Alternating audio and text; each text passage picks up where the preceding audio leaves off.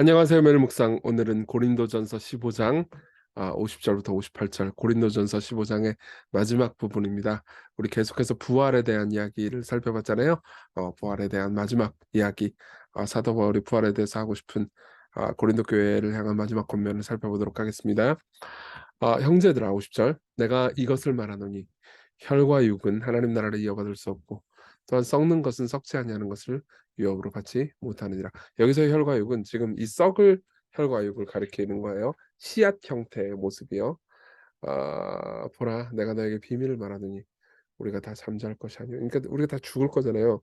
죽는 것을 성경은요 잠자는 거라고 말해요. 특히 그러니까 신자가 죽는 걸 다 잠잔다고 표현합니다. 왜냐하면 우리는 이제 사망에서 끝났거든요.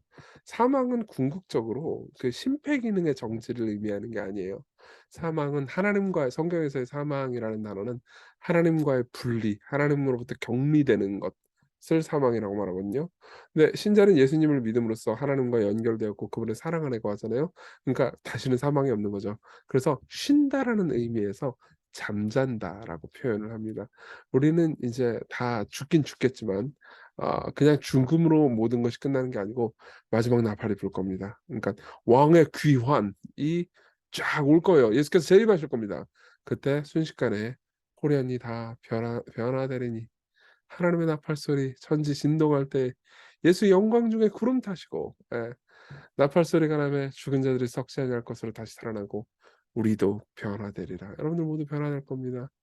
이 썩을 것이 이 육체가 썩지 아니할 것을 입겠고 이 죽을 것이 죽지 아니함을 입으리로다. 이 썩을 것이 썩지 아니함을 입고 이 죽을 것이 죽지 아니함을 입을 때에는 사망을 삼키고 이기리라라고 기록된 말씀이 구약 성경에 이 모든 말씀들이잖아요. 이런 말씀 굉장히 많거든요. 이루어지리라.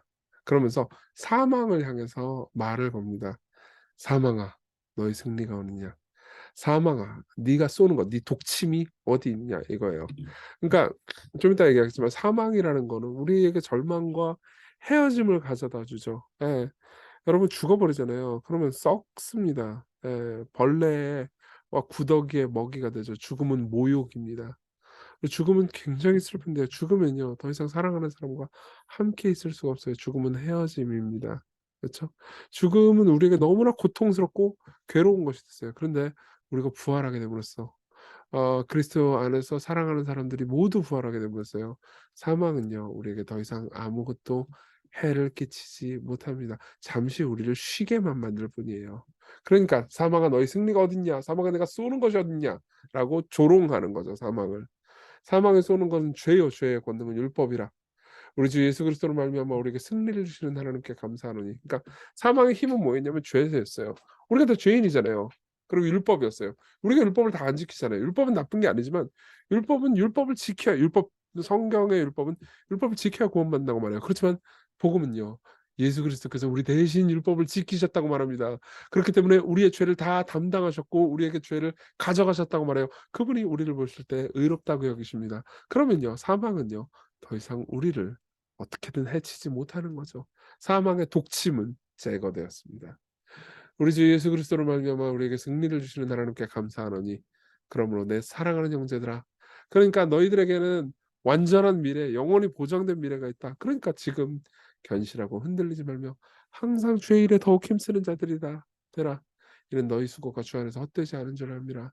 그렇기 때문에 우리가 오늘 한 그루의 사과나무를 심을 때, 오늘 누군가를 사랑할 때, 누군가를 용서할 때, 오늘 주께 맡기신 일을 신실하게 수행할 때 하나님께서는요 그 모든 것을 받으십니다. 그리고 그 모든 수고를 하나도 잊지 않으세요. 우리에게는 더 위대한 미래가 약속되어 있습니다. 우리 적용을 한번 해볼까요? 첫 번째로는 부활 때문에 우리가 누리는 삶입니다. 사실 어제도 봤지만요, 우린 결국 아름답게 변할 거예요. 예, 어제도 그런 말씀 드렸잖아요. 지금 여러분들이 외모에 자신 있어요? 부활하면요, 여러분들은 지금은 정말 아무것도 아니라고 느끼게 될 겁니다. 지금 여러분들은 쇠약해지고 늙어갈 거예요. 우리 뭐 시골교회는 청년들이 엄청 많으니까 이게 와닿지 않을 수 있겠죠. 저도 옛날만큼 체력이나 몸이 받쳐주지 않거든요. 점점 가고 있어요. 지금도 약간 늙어가는 느낌 나지 않습니까? 그건요 아래 균열이 가는 것일 뿐이에요. 예. 아래 균열이 가면 어떻게 되죠? 알이 쇠약해집니다. 그렇지만 탁 깨질 때 백조가 나타나죠. 네. 죽음이 쏘는 것은 제거됐습니다. 원래요, 죽음이 두려운 이유는요, 죽음 자체가 두려운 게 아니고 죽음이 끝이 아닐까 봐 두려운 것입니다. 이게 T.S. 엘리엇이 한 말이죠. 예.